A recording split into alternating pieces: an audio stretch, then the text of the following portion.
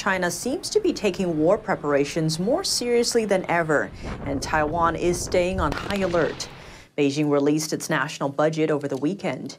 It highlights China's plan to boost defense spending by 7.2% this year, a faster pace than the country's GDP target. China's Premier Li Keqiang also called on the country's army to further boost combat preparedness. China's neighbors, along with the U.S., are watching closely, especially as tensions have spiked in recent years over Taiwan. Taiwan warned on Monday that the island must stay on alert this year. That's for a sudden entry by the Chinese military into areas close to its territory. The island's leadership repeated that aggressive action there would have consequences. Here's what Taiwanese Defense Minister Chiu Kuo-chen had to say when answering questions in Parliament. Entering the 24 nautical mile zone or approaching the 12 nautical mile zone, some move like that. Then there would be a fight. Yes, that's right. China claims self-governed Taiwan as its own and has not renounced the use of force to bring the island under Chinese control if needed. The Chinese Communist regime has never ruled Taiwan.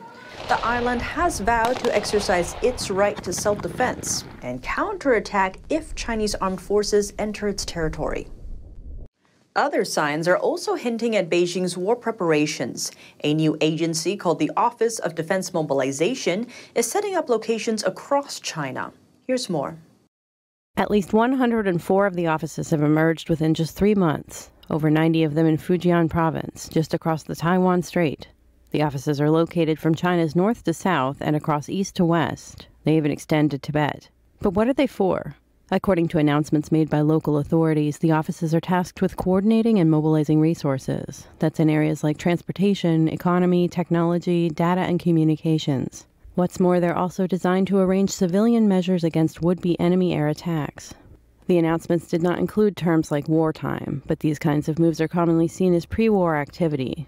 The United States created its own Office of Defense Mobilization in 1950 after North Korea invaded South Korea. China backed North Korea in its intrusion, triggering the concern over the possibility of a Third World War. The office had coordinated and controlled all wartime mobilization activities in the U.S., including manpower, economy, and transportation. China's move comes at a time riddled with similar tensions, and follows the Chinese Communist Party's adjustment of its laws last month, paving the way for war. The change says the Chinese army can take over the judiciary during times of war. A China affairs analyst says this change could force civilians to join the army and fight. And as long as a wartime declaration remains active in China, anyone who voices opinions that stray from Beijing's narrative could be at risk.